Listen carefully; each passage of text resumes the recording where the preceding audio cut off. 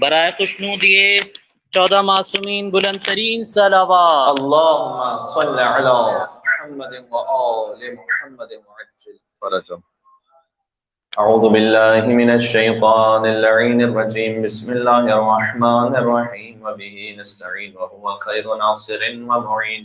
والعاقبۃ للمتقین والجنۃ للموحدین والنار للعاصین. والصلاة والسلام علی اکرم الانبیاء والمرسلین حبیب الہ العالمین بالقاسم محمد وعلى آله الطيبين الطاهرين المعصومين المظلومين سيما بقية الله في الأرض الذين أذهب الله عنهم الرجس وطهرهم تطهيرا.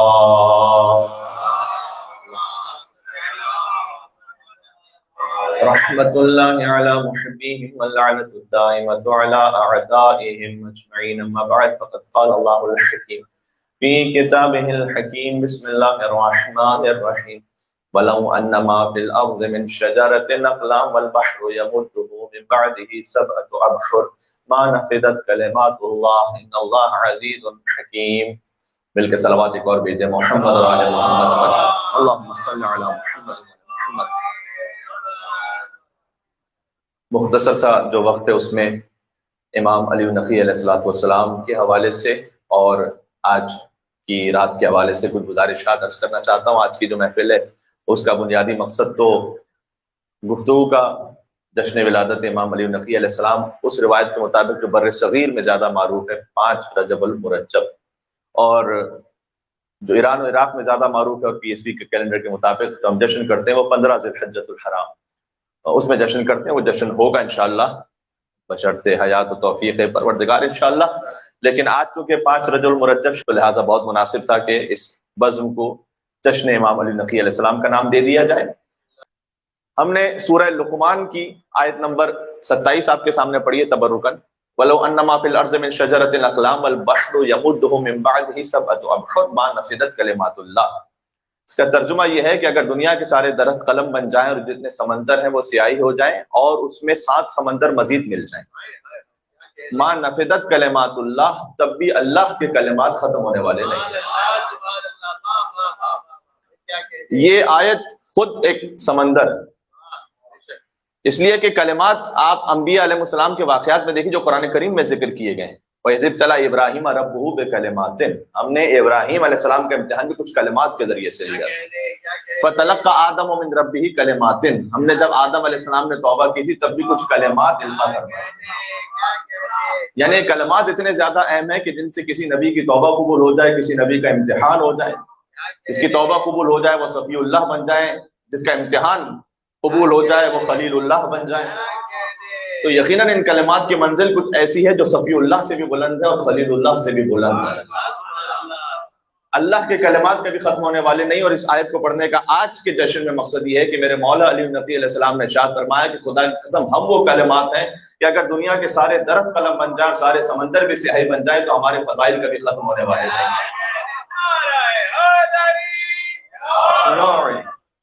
لا تدرک فضائل. بل کے صلوات بھیجیں محمد اور آل محمد پر. اللہم صلی علی محمد و آل محمد. آپ کو اس سے ملتی جلتی حدیث برادران اہل سنت کی کتابوں میں مولا علی علیہ السلام کے حوالے سے کثرت کے ساتھ ملے گی. یعنی ریاض النظرہ میں بھی ہے، اسد الغامہ میں بھی ہے، فرائد السنتین میں بھی ایک طویل فہرست ہے فقط حوالوں کی، جس میں یہ حدیث موجود ہے کہ لو ان الریاض اقلام والبحر مداد والانس کتاب والجن حساب ما احصوا فضائل علی ابن ابی طالب. اگر دنیا کے سارے درخت قلم بن جائیں اور سارے سمندر انک بن جائیں اور سارے جن حساب کرنے لگے اور سارے انسان لکھنے لگے، ما احصوا، تم لکھنا دور کی بات ہے کاؤنٹ بھی نہیں کر سکتے ہو. لکھنے میں اور کاؤنٹنگ میں فرق ہے. کاؤنٹنگ میں کوئی بھی کر سکتا ہے، کاؤنٹنگ جسے لکھنا نہ آتا وہ بھی کاؤنٹنگ کر سکتا ہے. کہا نہیں ما احصوا، یہ نہیں کہا تم لکھ نہیں سکتے، تم شمار نہیں کر سکتے. دو ہی چیزیں ہیں جن کو شمار نہیں کیا جا سکتا. قرآن کریم میں سورہ ابراہیم میں اور سورہ نمل میں آئے دونوں جگہ موجود ہے. وَإِن تَعُدُّوا نِعْمَتَ اللَّهِ لَا تُحْصُوهَا. اگر تم اللہ کی نعمتوں کو کاؤنٹ کرنا چاہو تو کاؤنٹ نہیں کر سکتے، اور دوسرا فضائل علی کو کاؤنٹ کرنا چاہو تو کاؤنٹ نہیں کر سکتے. یہ دو باتیں مل کے صلوات بھیجیں. اللہم صل علی محمد و آل محمد وعجل فرجهم. اب یہ کلمات اللہ کی جہاں بات ہے تو وہ چاہے وہ شیروں کا واقعہ ہو، برکت السبع والا جو 8ویں امام کے ساتھ بھی پیش آیا، 10ویں امام کے ساتھ بھی پیش آیا. اب طویل فہرست ایک واقعات تھی نا کہ مثلا جب امام کو شیروں کے درمیان ڈال دیا گیا تھا اس طرح سے کہ چاہے وہ شیر نگل لے امام کو، اور اس وقت سب جھک گئے امام کے قدموں میں، اور ایک شیر آ کر ہمہما کرنے لگا. لیکن شیر غراتا ہے، چیختا ہے، وہ ادب احترام سے کسی سے بات نہیں کرتا. یہ شیر کی فطرت کے خلاف ہے کہ وہ بڑے ادب احترام سے آرام سے کسی سے بات کر رہا ہو. تو امام علیہ السلام سے وہ ادب احترام سے طریقے سے بات کرنے لگا. جب وہ تو بعد میں جب امام کے صحابی نے پوچھا تو امام نے جواب دیا کہ یہ ہم سے یہ کہہ رہا تھا کہ مولا میں بوڑھا ہو چکا ہوں، اور یہ جتنے جوان شیر ہیں جب گوشت ڈالا جاتا ہے تو سب سے پہلے یہ آ جاتے ہیں کھانے کے لیے، اور جو بوڑھے ہیں انہیں موقع نہیں ملتا، تو آپ انہیں حکم کرتے ہوئے جائیں کہ انہیں یہ مجھے پہلے کھانے کا موقع دیں اور اس کے بعد خود کھا لیا کریں. اور امام علیہ السلام نے ان جوان شیروں کو حکم دیا. اور راوی کہتا ہے کہ میں نے بعد میں دیکھا کہ جب بھی کھانا ڈالا جاتا تھا تو سب جوان شیر ایک طرف ہوتے تھے، اور جب تک یہ نہ کھانا کھا لیتا تھا حکم امام کے مطابق وہ آگے نہیں آتے تھے. شیر اپنے عمل سے بتلا رہے تھے کہ اصل میں درندہ کون ہے اور حکم امام پر ماننے والا کون ہے. اصل درندہ تو وہ ہے کہ جو حکم امام کو قبول نہ کرے. تو امام علیہ السلام چاہے اب کلمات اللہ میں آپ بات کرتے چلے جائیے تو چاہے وہ امام پر یقین رکھنے والے واقعات ہو، دیکھیں اس کی بھی بڑی ضرورت ہے. میں آپ کے سامنے امام کی ایک حدیث بھی پیش کرتا ہوں، بڑی ہی محترم متبرک ایسی حدیث کہ ایک حدیث زندگی بدل دینے کے لیے کافی ہے. میرا آپ کے لیے بہت توجہ کیجیے گا کیا عرض کرنے جا رہا ہوں. امام نے ارشاد فرمایا، 10ویں امام ہی کے جن کے جشن میں آپ تشریف فرمائیں، الناس فی الدنیا بالاموال وفی الآخرت بالاعمال. دنیا میں انسانوں کی عزت مال کی وجہ سے، آخرت میں انسانوں کی عزت اعمال کی وجہ سے. یہ ایک جملہ اپنے اندر سمندر رکھتا ہے معنی کا. دنیا میں عزت، امام نے کہا مال کی وجہ سے، حقیقت یہی. اب جس کے پاس مال زیادہ ہے اس کی سب واہ واہ ہے، سب اس کا احترام ہے. جس کے بعد بظاہر مال کم، وہ کتنی بھی اچھی بات کر لے، کتنا بھی اچھا نیک کام کرے، کوئی پوچھنے والا نہیں. اور آخرت میں لیکن معاملہ یہ نہیں ہے، آخرت میں عزت اعمال کی وجہ سے. انما الاعمال بالنیات، اعمال کا دار و مدار نیت پر ہے. بات واضح ہو رہی ہے؟ نیت میں کبھی کوئی کم عمل ہے بظاہر، لیکن بہت سو کے بڑے کثیر عمل سے زیادہ ہے. یہ ممکن ہے. یہ اللہ تعالیٰ نے معنویات میں سلسلہ رکھا ہوا ہے کہ وہاں پر کوانٹٹی معیار نہیں ہے، کوالٹی معیار ہے. لیبلوکم ایکم احسن عملا. بات واضح ہو رہی ہے؟ دیکھیں کربلا معلیٰ کی جو سرزمین ہے جہاں حرم امام حسین علیہ السلام، حرم امام حسین علیہ السلام، اگر آپ اس کی ظاہری کوانٹٹی دیکھیے تو کتنے ایکڑ پر ہے؟ 4 ایکڑ 5 ایکڑ پر ہوگا، 10 ایکڑ لگا لیجیے، 10 ایکڑ پر ہوگا بظاہر کوانٹٹی کے اعتبار سے حرم ابا عبداللہ حسین علیہ السلام. اچھا پوری دنیا کتنے ایکڑ پر؟ لاکھوں ایکڑ ہوگی. یہ جو چند ایکڑ ہیں یہ فقط پوری دنیا سے نہیں، کون و مکان سے افضل ہے.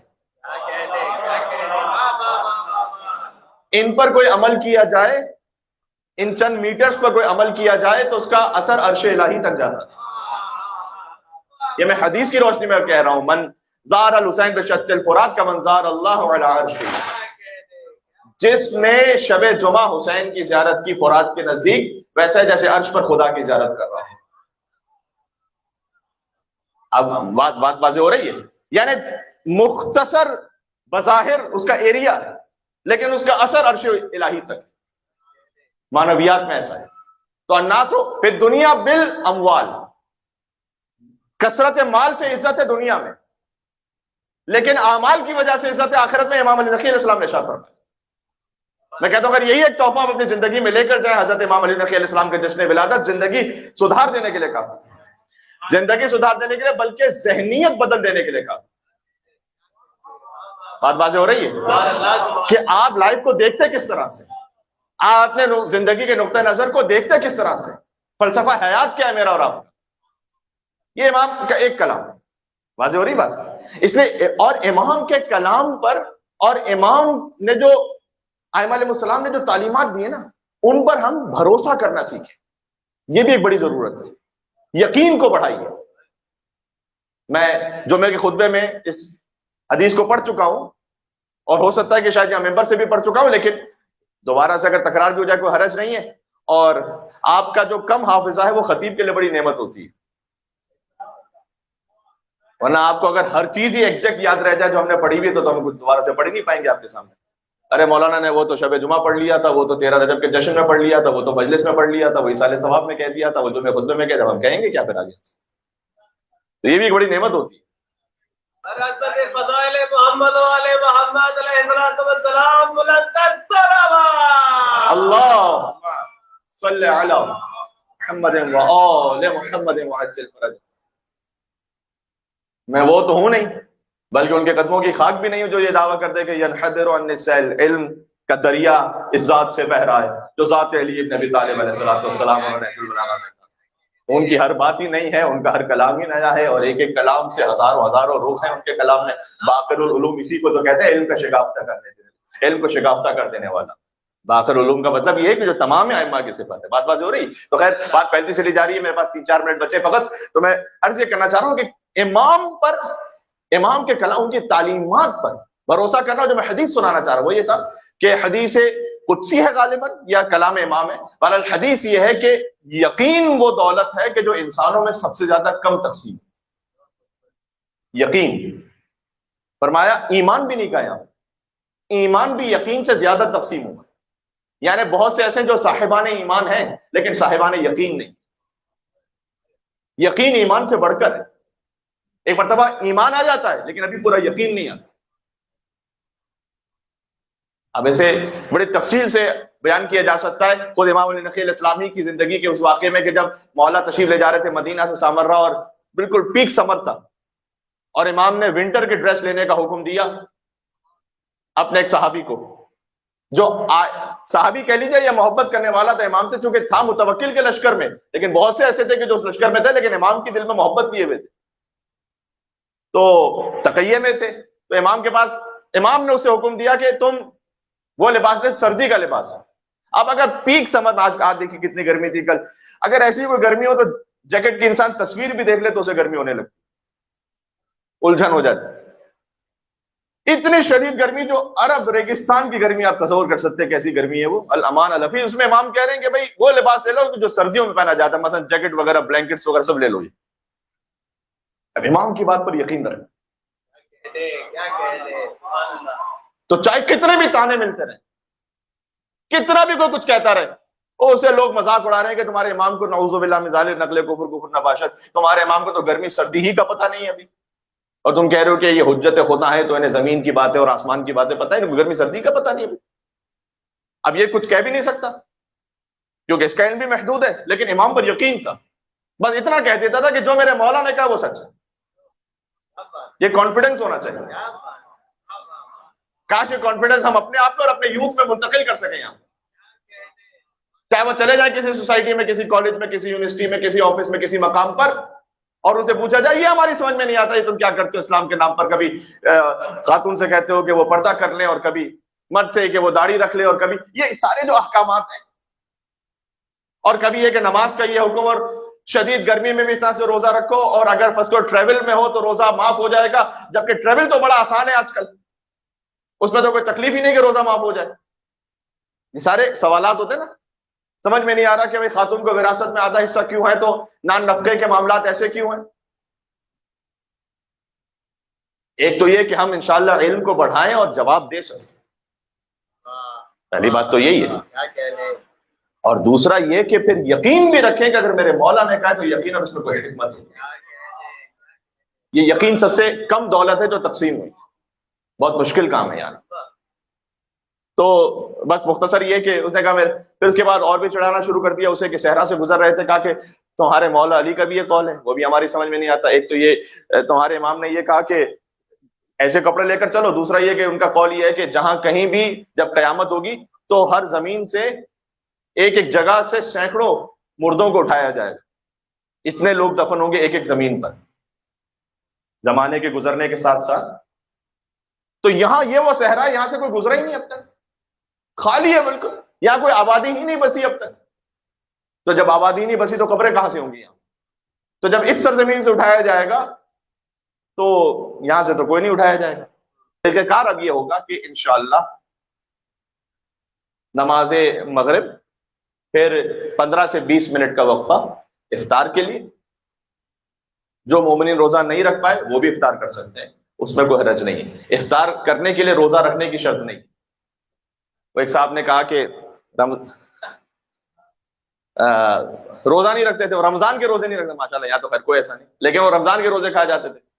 تو ان سے کسی نے پوچھا کہ بھئی رمضان کے روزے نہیں رکھتے تو افطار تو آپ ایسا کرتے ہیں کہ جیسے پتہ نہیں کتنے دنوں سے آپ روزے سے. تو نے کہا بھائی اب افطار بھی نہ کر کے کیا پورے کافر ہو جائیں؟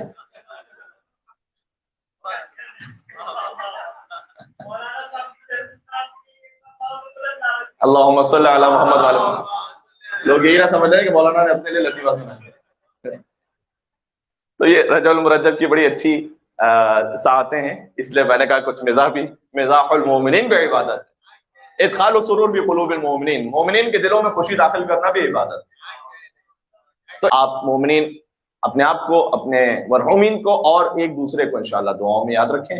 آج کی رات بڑی دعاؤں کی قبولیت کے مجرب رات ہے انشاءاللہ. اللہ سبحانہ وتعالیٰ آپ کی حاجات پوری فرمائے.